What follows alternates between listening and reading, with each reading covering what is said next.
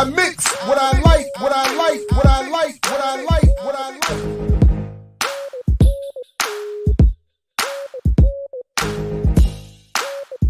I mix what I like, what I like, what I like, what I like, what I like. Hey, what's up, world? Welcome to another edition of I Mix What I Like Live. Again, I'm Jared Ball. Happy to be your host right here on the mighty Black Power Media. Please make sure you are all subscribed at blackpowermedia.org, following at Black Power Media, where the A is the number 1.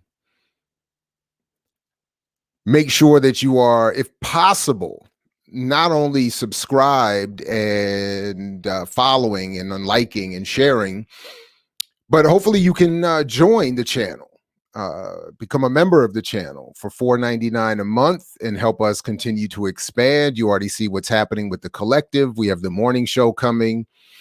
We are ever expanding. So whatever you can contribute goes to the collective. Nobody is using this to pad any of our incomes, etc., as low as they may all be.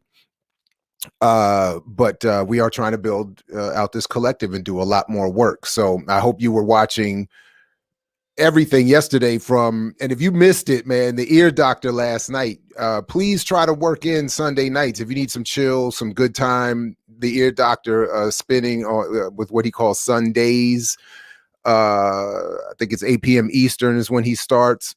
He killed it last night. I mean, it was, it was truly incredible. He was everything to the turntables last night that, for instance, the Lukmans were with their discussion of the COVID relief bill the other day, or Dr. CBS and the Last Dope Intellectual from Friday. I mean, a lot's been happening here at Black Power Media.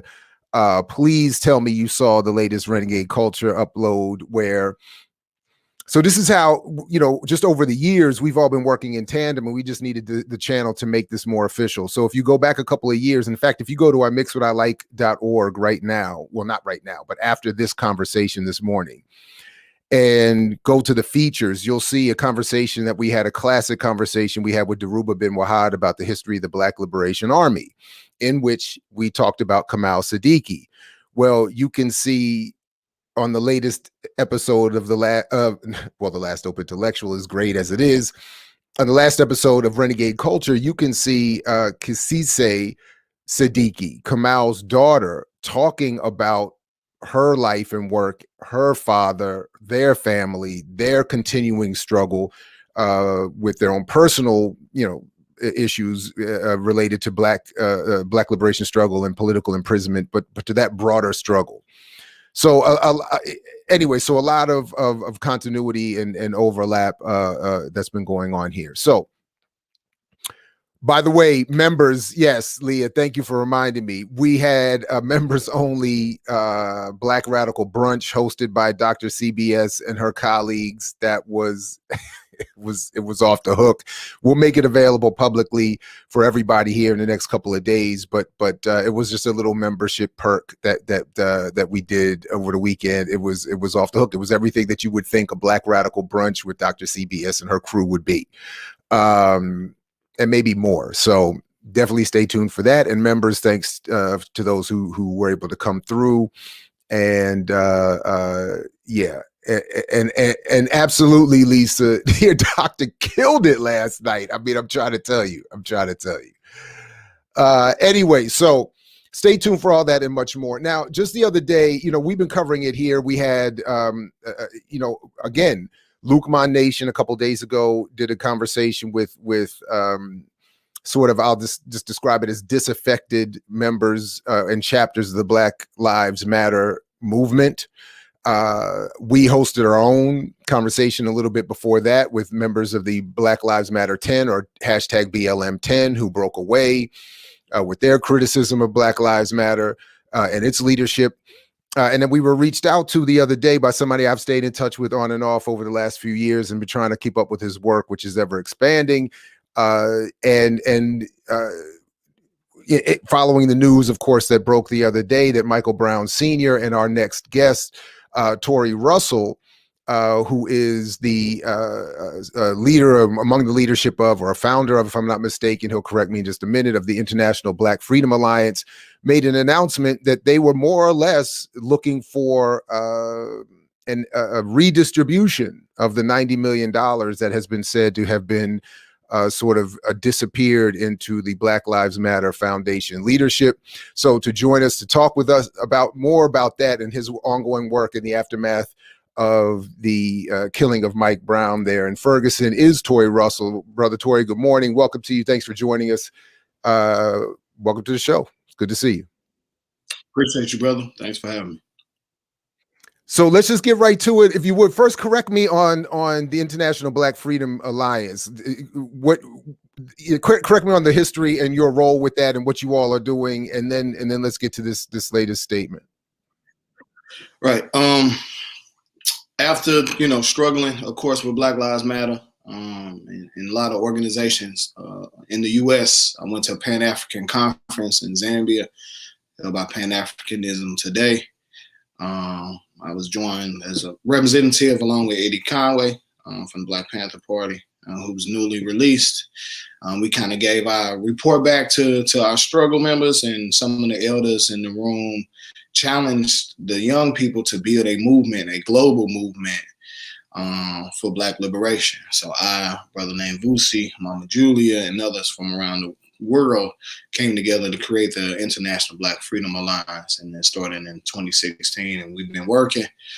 We do the breakfast programs and some of those things. We also support revolutionary Black political parties on the continent and the Caribbean. So we very diverse, but we at the grassroots level, because without the people you don't have no power. Right on.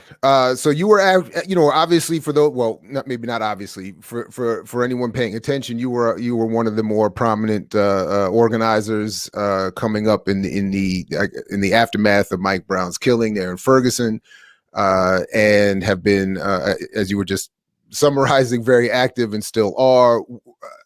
You've just teamed up or linked up again with Mike Brown Sr. to make this announcement. What is it that you all have come together to announce, and why? What is it that you're responding to?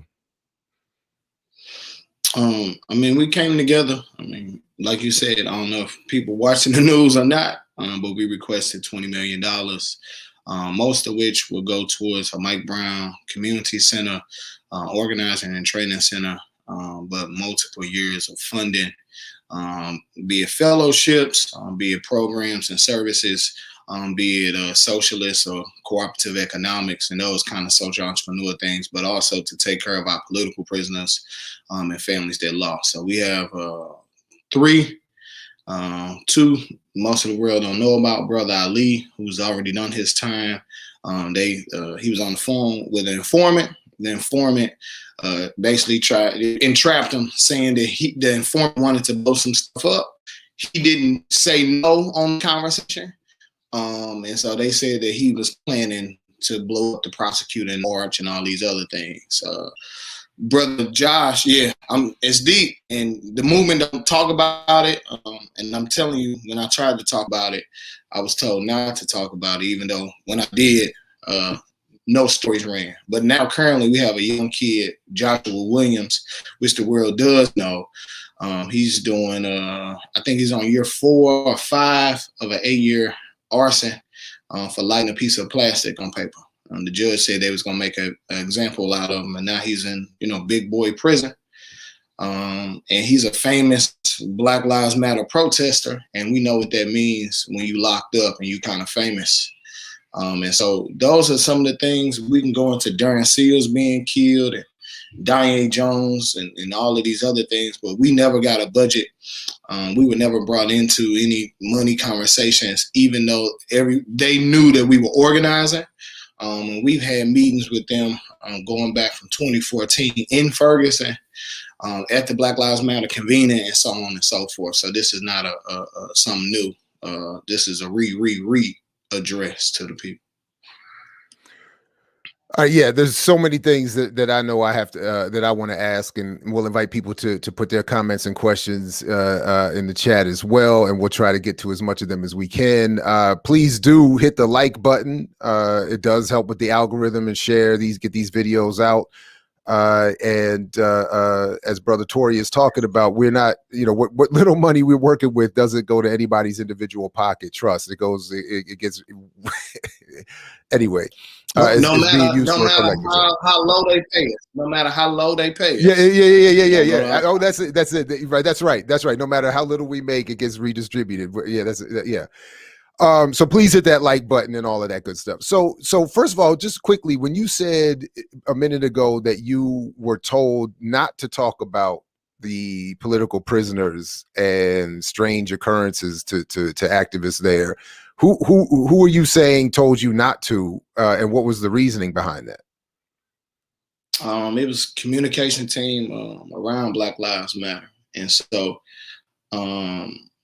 I can't really fathom why you wouldn't talk about a soldier, a brother, named Brother Elijah Warren, who was with me on August 9th when we went into the Ferguson Police Department. It wasn't really me talking. I was doing the organizing, but when he went in, it was Brother Elijah Warren leading the way, really trying to get to the bottom of it, leading the people. And so his penalty, I guess, was to become a political prisoner, and the movement just threw him out. We talk a lot about freedom, but if you don't start with the Mamias and the Sadas and the people who, talking about really trying to be freedom fighters, then we ain't really talking about nothing. They not gonna take us seriously. The elders shouldn't take us seriously, and our peers shouldn't. And so that's one of the cases. It's a sad case. Their brother actually had a daughter while he was imprisoned. She went into a trial when they said that he was looking at 40 years.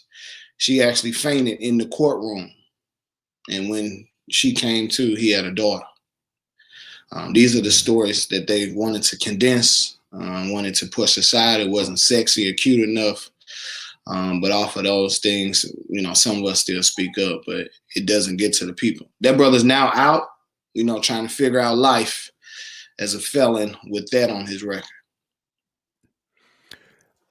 So I saw the other day that maybe just yesterday that Patrice Cullors put out a statement on Instagram that just something more or less that there's lies being said about her. Nothing specific or nothing detailed, but that there's been a lot of lies. Her name's obviously been attached to a lot of the criticism and the questions about where the money is.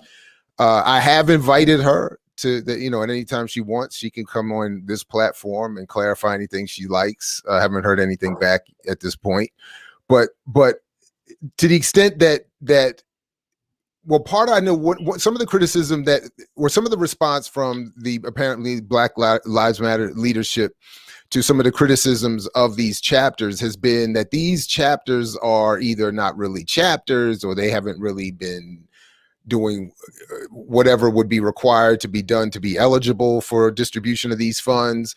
How does your claim or your call for this 20 million out of that 90 million line up with whatever Black Lives Matter Foundation or whoever speaks on their behalf has been saying about who is or is not eligible or who may or may not be lying about what's been going on with Patrice or any other parts of the leadership?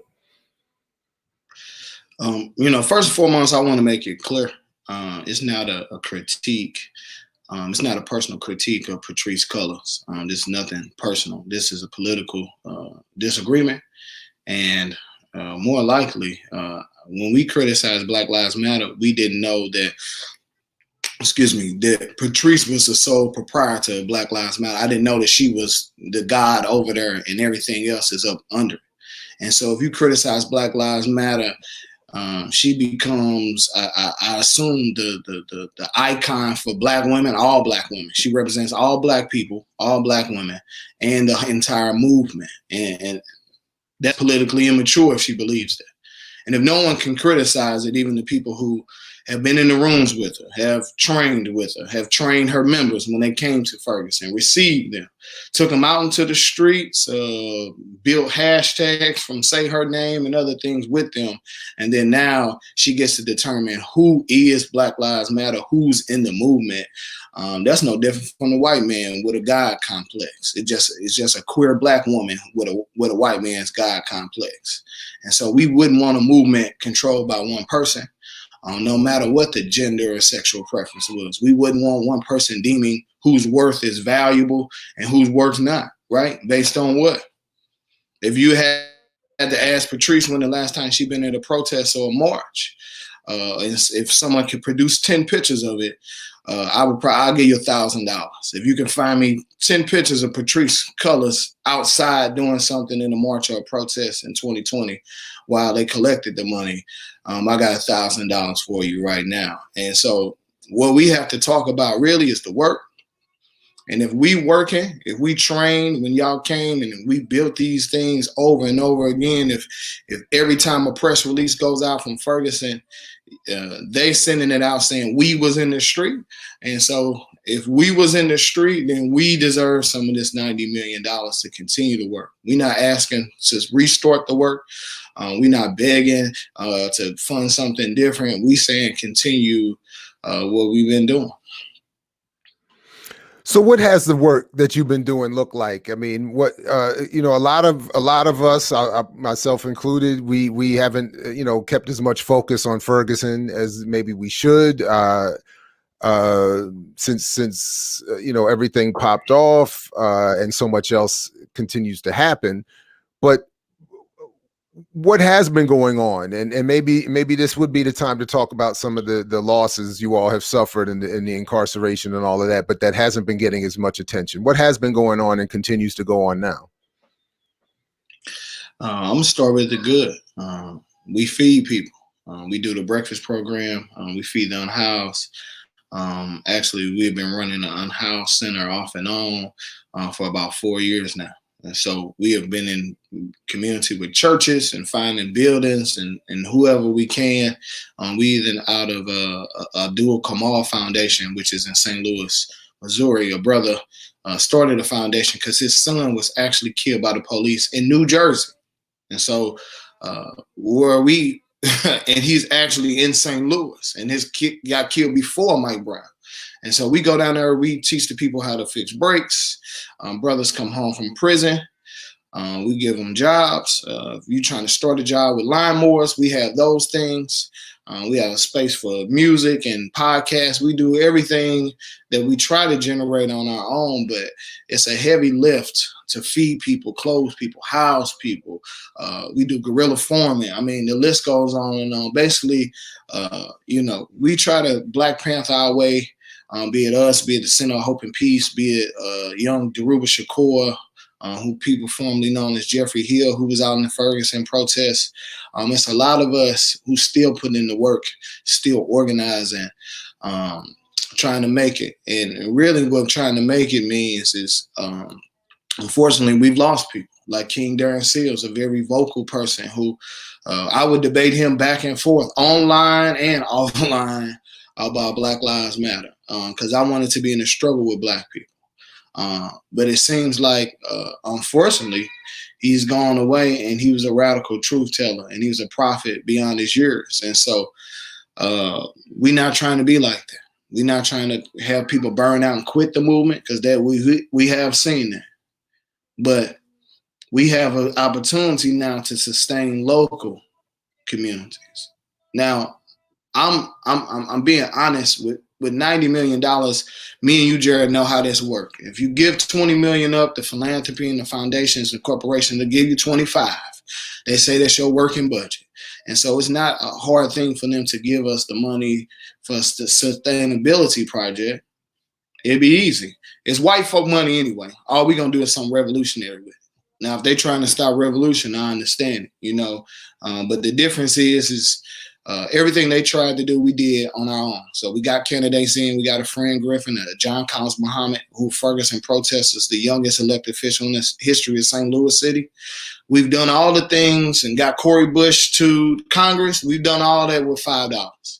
And we trying to continue this work without white folk controlling it and funding it. Just real quick, Kalanji Changa, our colleague over at Renegade Culture, is saying to let you know that you got to stop over on their show next.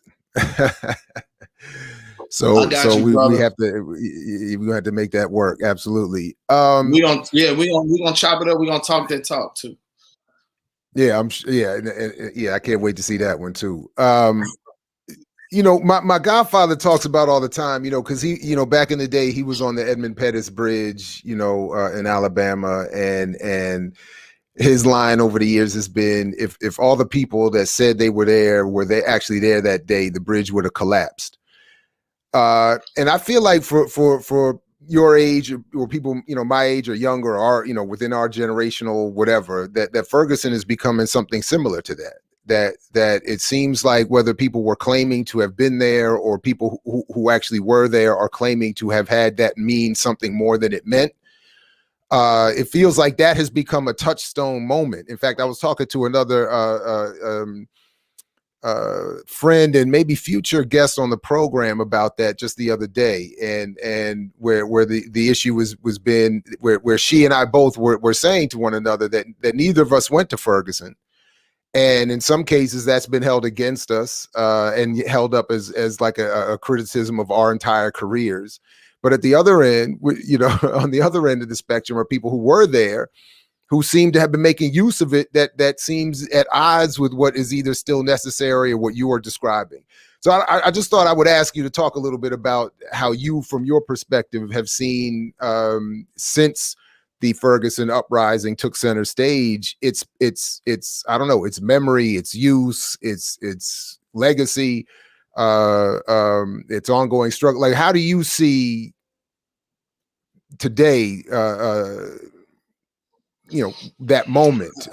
Obviously, you're still engaged, but I'm just wondering if any of what I said, you know, resonates in any way with you.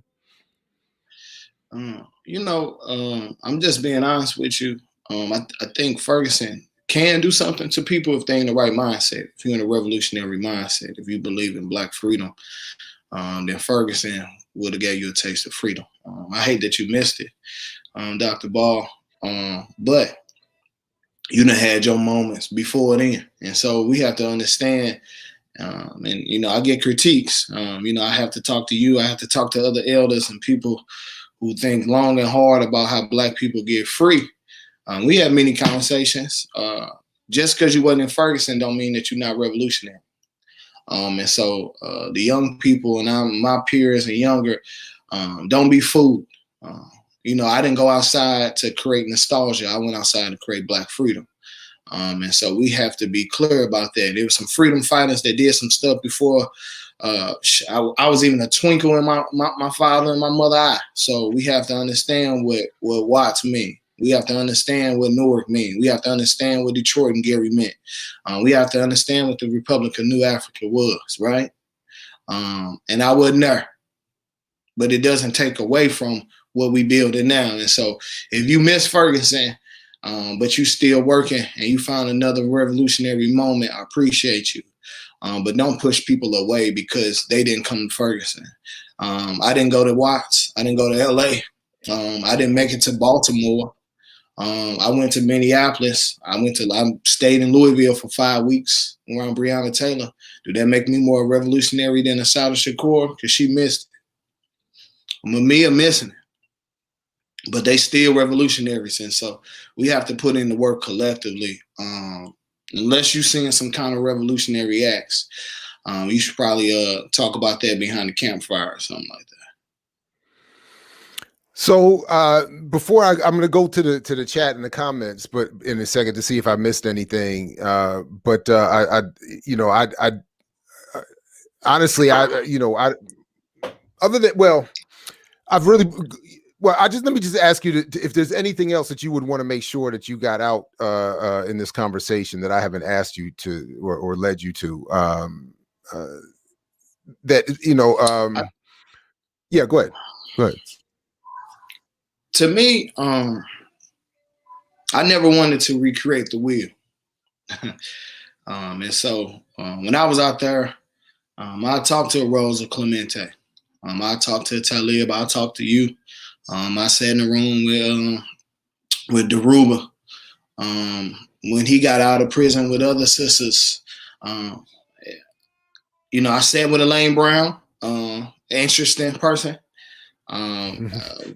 Probably the most revolutionary woman that's free on this side, that's not in a cage, she would like to say, but still a political prisoner in America. I sat with my elders and my peers, and I listened over the years.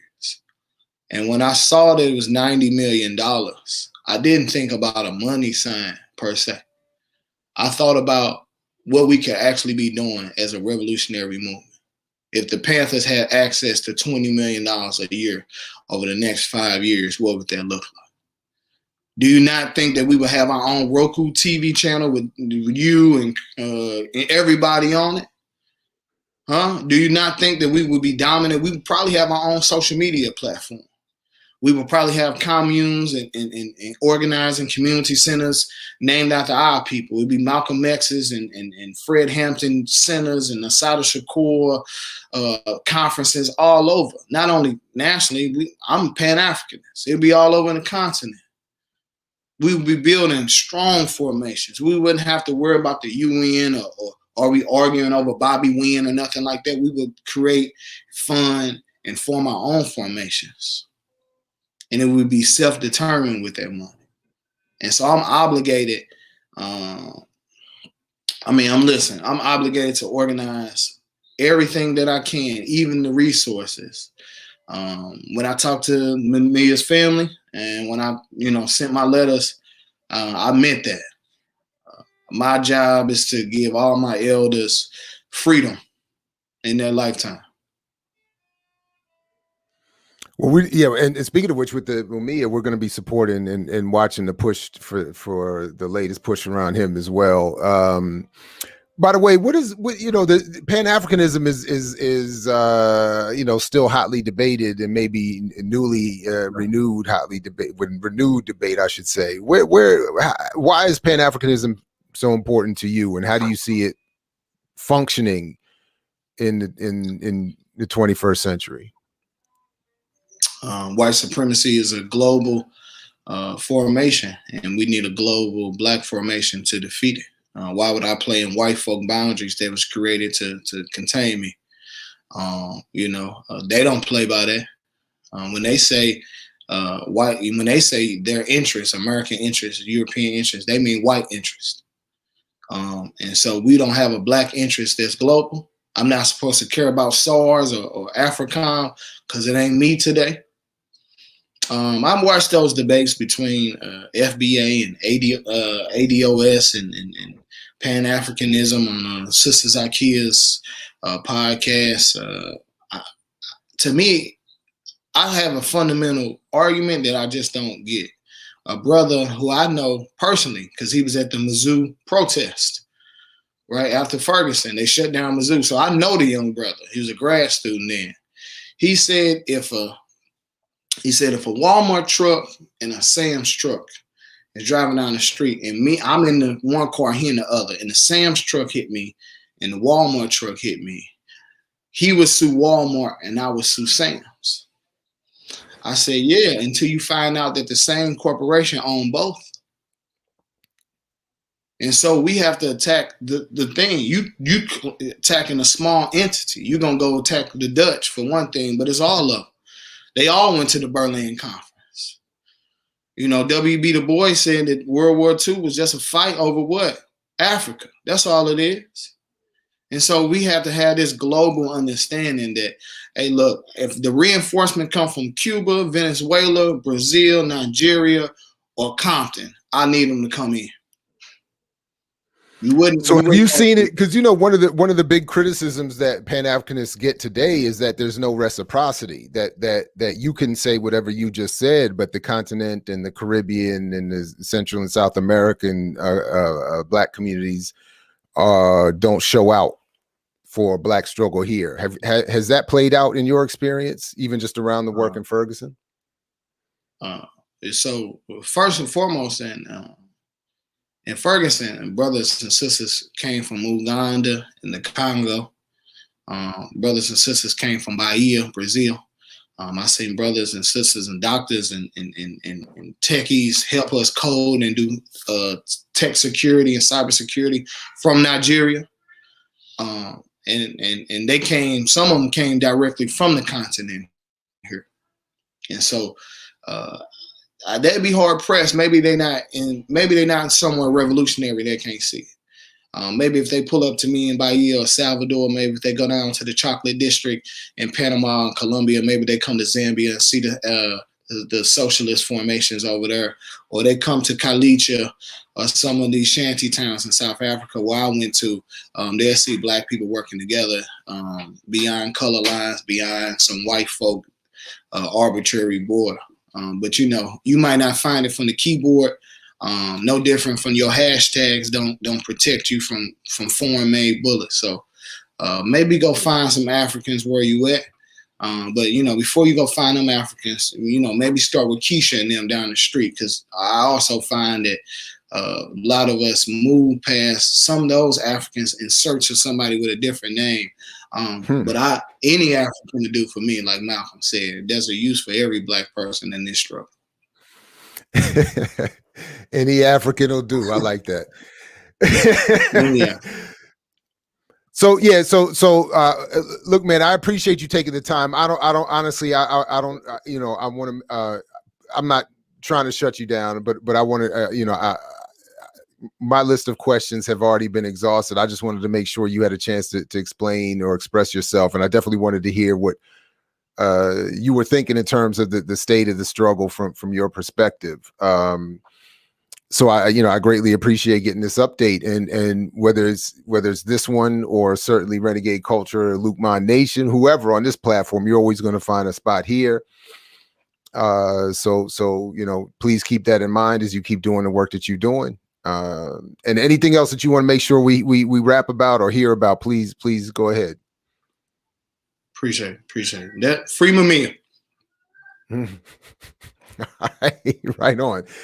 All right, man. Tory Russell, man, thank you very much. theibfa.org for more, and we certainly will look to keep up with you. And like I said, I appreciate you taking the time, man, and good luck with not only getting the 20 million, but doing the good work that I know you intend to do with that money and whatever you do get. So we appreciate that, man. Peace to you. Thank you very much. Appreciate you, bro. All right, now. Okay, everybody, listen, please do hit that like button. I don't know where we are with the likes. Actually, yes, I do. Oh, we're barely at half. That's not good. So at this point, even if you were hate watching, you have to feel a certain kind of way about that. Should hit the like button. Please do subscribe, share, etc. We were going to try to do something at 11 o'clock. I don't think we're going to be able to do it. That is cover live the Poor People's Army event at 11 o'clock, where they're going to be taking over houses in Philadelphia. I might come back and try to do something with that at 11. We were trying to work something out, but I don't think technologically it can work and have both video and audio shared. But we are trying to magnify that work and work with them to magnify that work. So if you missed it, please go check our previous interview with Sherry Honkala about the Poor People's Army and their takeover houses campaign for the houseless. And anyway, stay tuned. We may be back up here shortly covering that. So make sure that you've subscribed and hit that bell so you don't miss anything when I or any of the other members of the crew go live or post something new. And definitely shout out to everybody that showed up this morning. Shout out to Tory Russell and all the people out there in the world trying to do this good Pan-African work. And we will catch you next time here at I Mix What I Like Live, and so much more coming up here at Black Power Media. So don't go anywhere, or rather, if you do, make sure you've subscribed and hit that button so you don't miss anything when we come back. And like Fred Hampton used to say to you, we say peace if you're willing to fight for it. So peace, everybody. Catch you next time. I mix what I like, what I like, what I like, what I like, what I like.